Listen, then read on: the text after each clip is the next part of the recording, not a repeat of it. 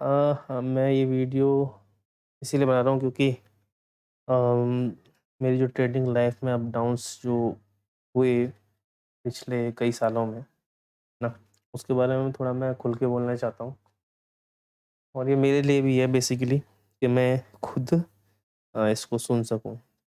जब भी मेरा मन करे, जब भी मुझे थोड़ा लो फ़ील हो, ओके? या फिर मैं कभी-कभी ज़्यादा एक्साइटेड हो जाऊँ प्रॉफ़िट को देखकर, लगातार विन्स को देख के एक्साइटेड हो जाऊँ या फिर लगातार जो स्टॉप लॉस हिट होते हैं और लगातार लॉस होते हैं, उनको देखकर मैं लो फ़ील करने लगूँ, इसीलिए मैं ये वीडियो बना रहा हूँ अपने लिए। अगर कोई सुनता है तो बहुत अच्छी बात है, मैं यूट्यूब पे डालूँगा इस वीडियो को। एक्चुअली क्या हुआ कि जब ये 2019 की बात है, ओके? 2019 से जब मैंने ट्रेडिंग स्टार्ट करी थी, तो मुझे ऐसे ही पता चला, मेरे एक रिलेटिव है उनके थ्रू मुझे पता चला कि एक मार्केट जैसी कोई चीज़ होती है ना? इससे पहले 2019 तक नहीं पता था। मैं इवन दो मैं 2010 का ग्रेजुएट पास आउट हूँ, बीटेक करी हुई है मैंने। मगर 8-9 साल मतलब पास आउट होने के 8-9 साल तक भी मैं कभी भी ट्रेडिंग वेडिंग के बारे में या मार्केट के बारे में कुछ नहीं पता था मुझे, नथिंग, ठीक है? तो 19 में जब क्योंकि जो मेरे रिलेटिव्स थे वो कर रहे थे, एक्चुअली वो इन्वेस्टिंग कर रहे थे, ट्रेडिंग नहीं कर रहे थे। तो उन्होंने मुझे कुछ बताया इसके बारे में। तब तक इतना ज़्यादा टीवी पे एड्स भी नहीं आता था। ट्रेडिंग का अब तो बहुत आने लगा है, ग्रो का आने लगा है ये और कई सारे अलग जो ब्रोकर फंड हैं उनके आने लगे हैं अब तो। पेटीएम में भी आ चुका है अब तो इन्वेस्टमेंट का, तब नहीं था ऐसा कुछ भी इतना ज़्यादा। तो 2019 में मैंने म्यूचुअल फंड में भी स्टार्ट किया और अलोंग विद दैट अपना स्टॉक्स पे भी स्टार्ट कर दिया थोड़ा-सा इन्वेस्टमेंट करना।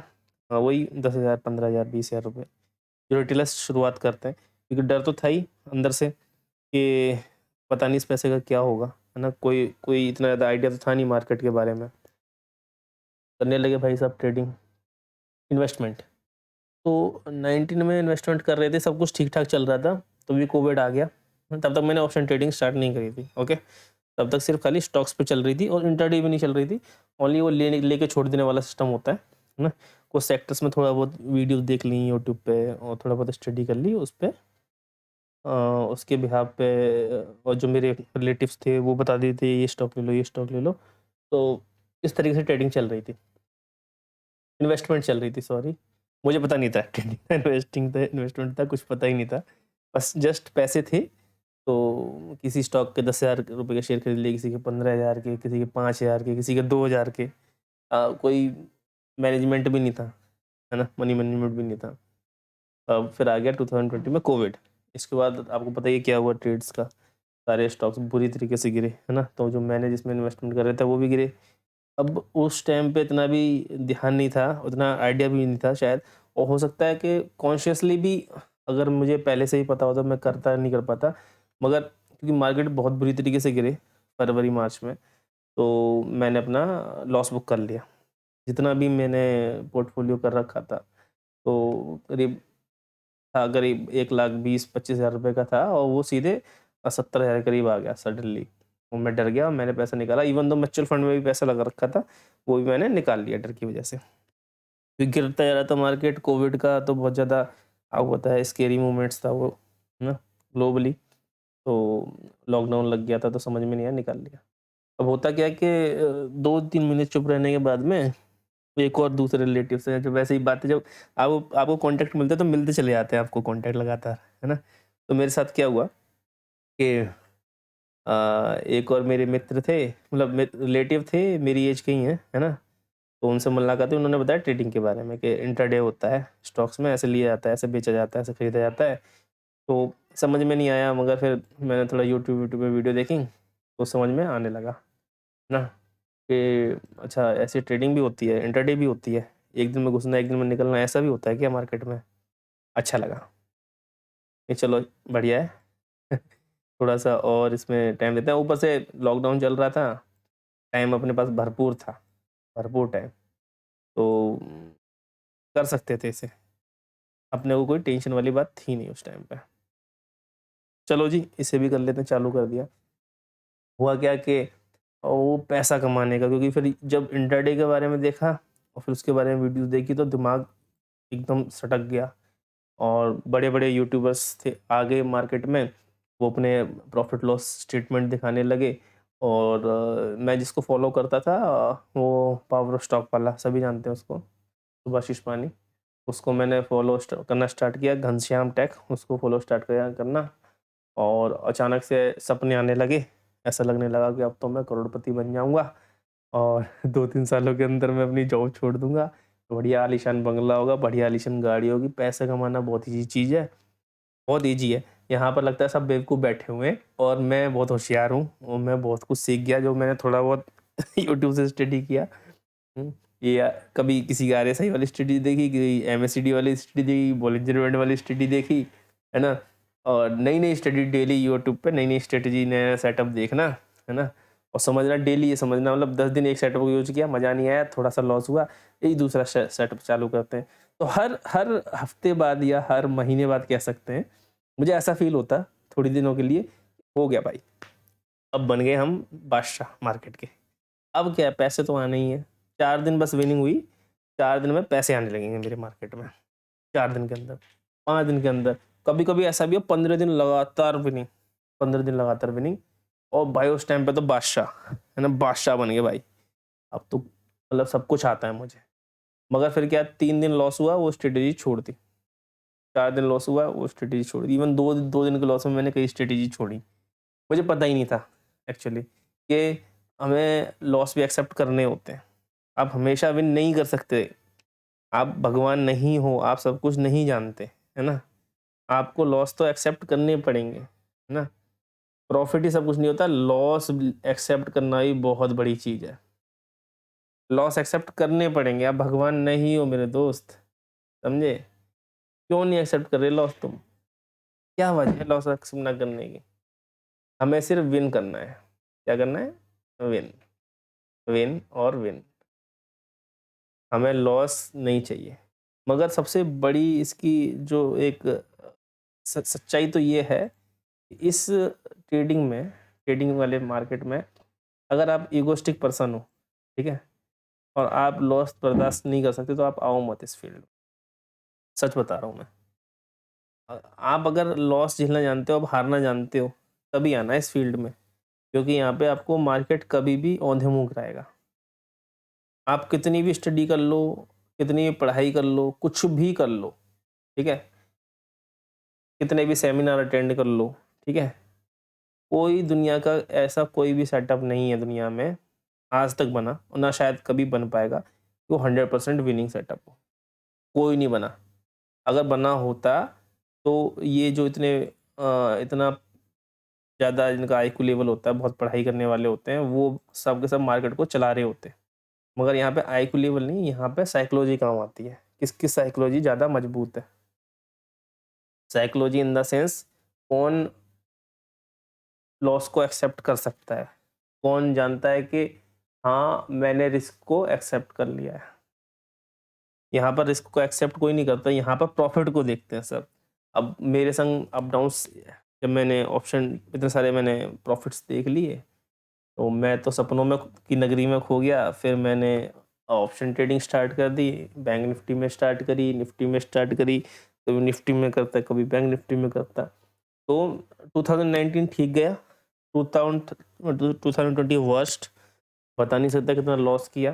2021 में आया, है ना?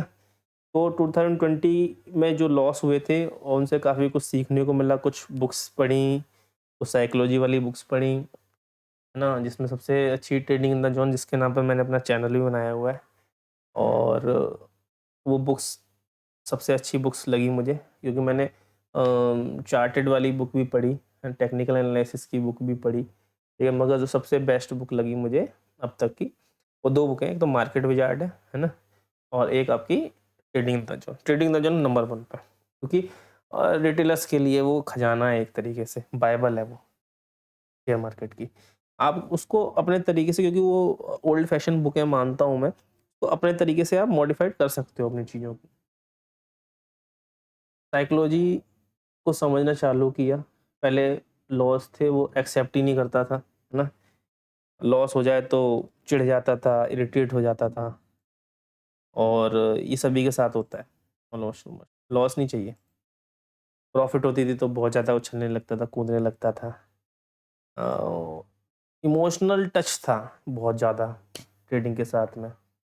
फिर हमारा ऑफिस खुल गया, ऑफिस खुलने के बाद मैं ऑफिस में जाने लगा और ऑफिस का वर्क भी थोड़ा अनबैलेंस होने लगा मेरा, है ना? क्योंकि उस टाइम तक भी मेरा साइकोलॉजिकल लेवल ठीक नहीं हो पाया था। ऑफिस में भी जा रहे हैं, ट्रेडिंग भी कर रहे हैं और ऑफिस टाइम में जब टाइम मिला तभी ट्रेडिंग करने की कोशिश, ओवर ट्रेडिंग और विदाउट सेटअप बने हुए ट्रेडिंग। तो ये गलतियाँ करना चालू रहा। 2021 निकल गया, मगर एक चीज़ अच्छी रही 2021 में कि मैं ना तो लॉस में रहा, ना मैं प्रॉफिट में रहा। मैं 0-0 पे बाहर निकल गया 2021 में। ये भी एक मेरे लिए अचीवमेंट था और साइकोलॉजी भी थोड़ी-थोड़ी ठीक हो चुकी थी। फिर आया 2022, तो मेरा अप्रैल 2020 से कह सकते हैं गोल्डन एरा चालू हो गया। 2022 से मैं ये तो समझ गया कि मैं बाइंग में पैसे नहीं कमा सकता। बाइंग तो मतलब मेरे लिए एक तरीके से जुआ ही था, क्योंकि बाइंग में आपको बहुत ज़्यादा क्विक होना पड़ता है और उतना क्विक मैं नहीं था। मैं इतनी जल्दी डिसीजन नहीं ले पाता था और इतनी जल्दी डिसीजन ना लेने की वजह से कभी-कभी मैं प्रॉफिट बुक नहीं कर पाता था और कभी-कभी होप ट्रेडिंग कर बैठता था, जिसकी वजह से मुझे लॉस बहुत हो जाता था। मुझे एसएल लगाना नहीं आ रहा था बाइंग में, जो बहुत ज़रूरी है बाइंग में। कुछ सोचते हैं कि बाइंग में एसएल लगाने का कोई फ़ायदा नहीं है।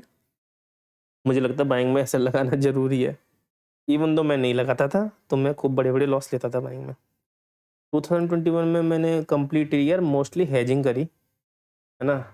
और हेजिंग भी वन वे हेजिंग थी, मतलब स्प्रेड बनाता था, है ना? तो लाइक कॉल सेल कर दिया, फिर ऊपर से कॉल बाई कर लिया, अगर मेरा नीचे आने का मार्केट का लग रहा है, या फिर नीचे साइड पे पुट शॉर्ट करा, उससे नीचे का पुट बाई कर लिया। तो इस तरीके से मैंने 2021 निकाल दिया।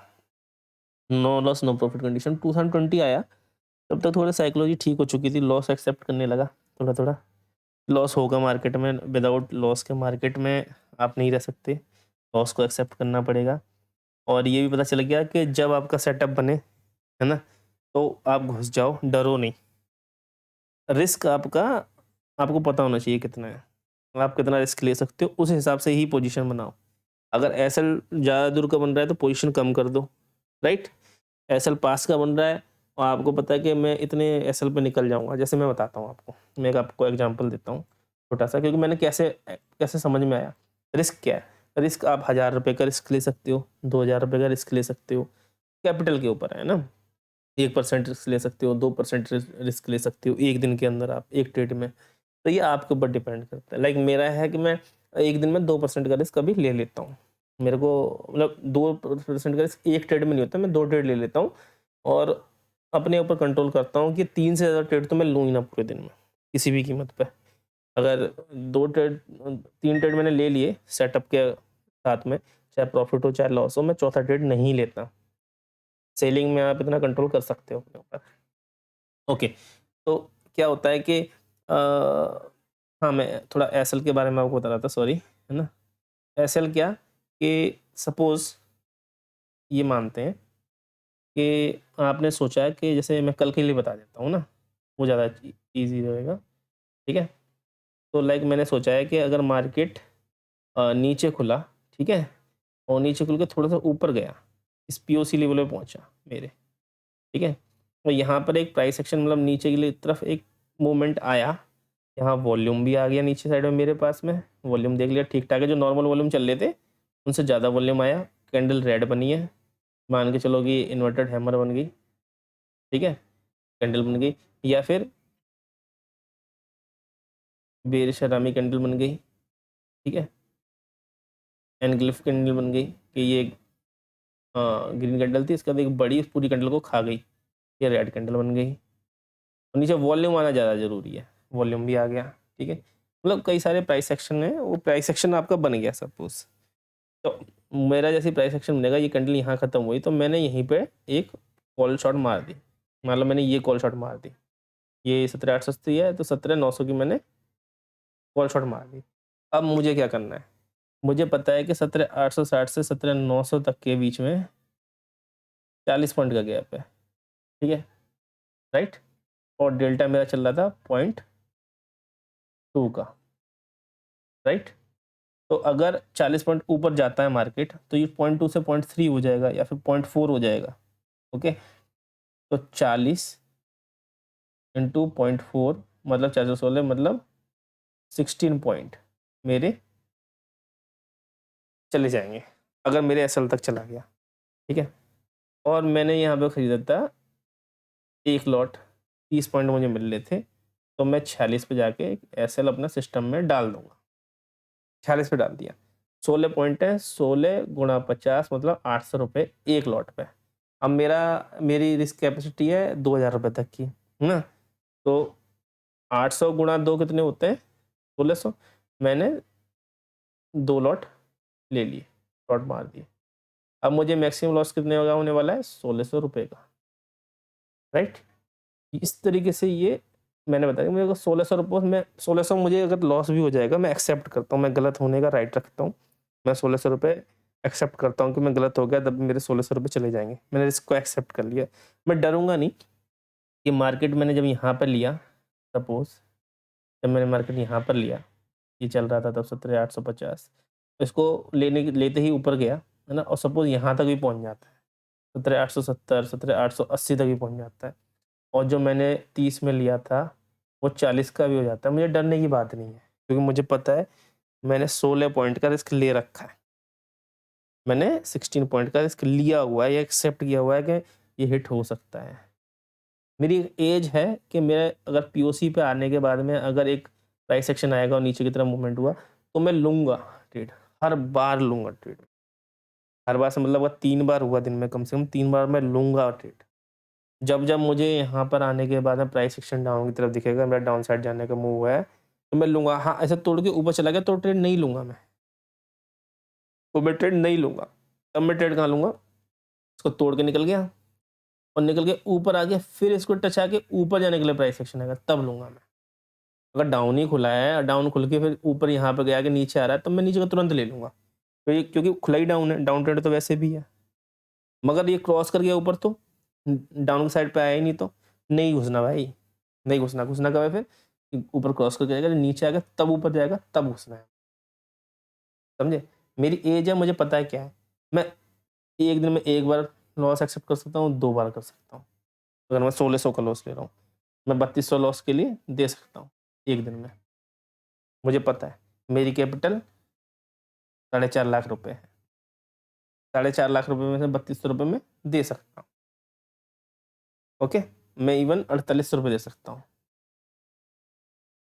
4800 रुपये भी दे दूंगा तो मेरी कितनी कैपिटल जाएगी, 1% चली जाएगी, या फिर मान लो 1.5% चली जाएगी, राइट। तो मुझे पता है, मेरी जो कैपिटल है, मैं उसमें कितना मुझे रिस्क लेना है मुझे पता है। मैं उतना रिस्क लेना चाहता हूँ और लेता रहूँगा, हर बार लूँगा जब मेरा सेटअप बनेगा। पहले नहीं पता था, पहले क्या था कि 2000 का लॉस हुआ, बाइंग कर रहा हूँ मैं, है ना। 2000 का लॉस हुआ था मुझे, मैंने 100 क्वांटिटी ली थी तब। 20 पॉइंट तो उड़ना कोई बड़ी बात नहीं है। बाइंग आप आईटीएम ही करते हो हमेशा, बाइंग तो आप ओटीएम तो करते नहीं, जो करते हो तो महाबेवकूफ़ है। एटीएम या आईटीएम करी जाती है, भाई आईटीएम ही बेस्ट होती है। आईटीएम 20 पॉइंट कोई बड़ी चीज़ नहीं है, 100 क्वांटिटी 2000 चला गया, तुरंत मेरी क्वांटिटी जाती थी 200। अब मुझे 200 रिकवर करने हैं, 2000 रुपये रिकवर करने हैं। 200 का हिट हुआ, तुरंत मेरी क्वांटिटी हो जाती है 400, कैपिटल तो था ही। 400 क्वांटिटी लेना बड़ी बात थोड़ी ना है। 400 क्वांटिटी कितने में आ जाएगी आपकी, 80-90 हज़ार रुपये में आ जाएगी, कोई बड़ी बात नहीं। अपने पास तो पड़े रहते थे 4-5 लाख रुपए। फिर होता था दबा के लॉस। कभी कभी क्या होता था, है ना, ये भी बताता हूँ, ये बहुत बड़ी चीज़ है, जिसे कहते हैं रैंडम रिवार्ड, है ना। वो बहुत भयानक चीज़ है। कभी कभी क्या होता था मेरे साथ में कि मैंने ट्रेड लिया, बाइंग करा, है ना, और बाइंग में मुझे 2000 का लॉस हो गया। फिर मैंने दूसरा ट्रेड लिया 400 क्वांटिटी, पहले ये 100 क्वांटिटी के साथ था, फिर मैंने 200 क्वांटिटी के साथ में 2000 को रिकवर करने के लिए फिर लिया, तो इसमें मुझे 4000 का लॉस हो गया। अब मुझे हो गया था 6000 रुपये का टोटल लॉस। तीसरी बार मैंने लिया तो 500 क्वांटिटी, और ये 6000 रुपये मैंने रिकवर किया और 2000 रुपये मैंने कमा भी लिए, मतलब मैंने 8000 प्रॉफिट कर लिया। एक दिन ऐसा हो गया मेरे साथ में, ठीक है। अब मुझे क्या लगा कि भाई क्वांटिटी कम लेके चलूँगा, पहले 100 क्वांटिटी लूँगा और लॉस हो प्रॉफ़िट हो गया तो बढ़िया चीज़ है, लॉस हुआ तो 200 क्वांटिटी ले लूँगा, फिर लॉस हुआ तो 400 क्वांटिटी ले लूँगा, फिर लॉस हुआ तो 900 क्वांटिटी भी ली मैंने। एक दिन ऐसा हुआ मेरे साथ में कि मैंने 100 क्वांटिटी ली पहले, है ना? ये बहुत बड़ा खतरनाक कांड हुआ था। 100 क्वांटिटी ली, इसे कहते हैं कि देखिए आपको पता होना चाहिए एक दिन में आप कितनी कैपिटल गँवा सकते हो। बाइंग में पता नहीं चलता आपको ना, सेलिंग में पता चलता है आपको। आपके रिस्क छोटे होते हैं, आप ओटीएम सेल करते हैं, थोड़े बहुत मूवमेंट आ भी जाते हैं, है ना? अप डाउन्स तो उसमें फ़र्क नहीं पड़ता आपके ऊपर। बाइंग में फ़र्क बहुत ज़्यादा पड़ता है क्योंकि आईटीएम बाइंग करता था मैं और आप भी करते होगे या एटीएम करते होगे, एटीएम बाइंग में भी फ़र्क पड़ता है। मैंने क्या किया वो बताता हूँ, जो सबसे खतरनाक था मेरे साथ में। 100 क्वांटिटी ली मैंने, ना? और मैंने 20 पॉइंट का एसएल रखा था दिमाग में, तो मेरे ₹2000 चले गए। तुरंत इमीडिएट मैंने 200 क्वांटिटी ली, फिर मैंने 20 पॉइंट का एसएल रखा, फिर मेरे ₹4000 चले गए, ठीक है? फिर मैंने इमीडिएट 500 की क्वांटिटी ली। इस बारी मैंने 20 पॉइंट का एसएल रखा, मेरे ₹10,000 चले गए। फिर मैंने ली थी 900 क्वांटिटी, सोचो। 900 क्वांटिटी पे मैंने 20 पॉइंट का एसएल रखा था और मेरे चले गए 18। इसी के बाद मेरी हवा टाइट 18, 10 28 और 4 32 और 2 36। सॉरी मेरे उस दिन 39,000 खर्च हुए थे।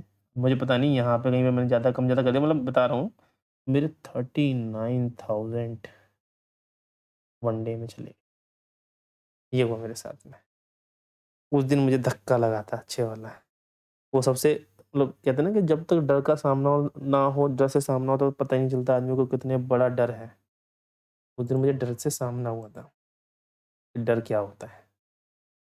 भाई साहब 39,000 एक दिन में जाना ना, ये आदमियों की पूरे मंथ की सैलरी होती है। मेरे 39,000 एक दिन में गए थे। हवा खराब हो गई थी मेरी।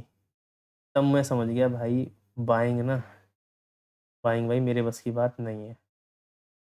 और इस 39,000 को रिकवर करने के चक्कर में अगले दिन 21,000 हो गए थे मेरे। अगले दिन ही। इन 2 दिनों में जो मेरी इनका जो वो थी कैपिटल थी करीब 60,000 रुपीज़ मेरे 2 दिन में उड़ गए।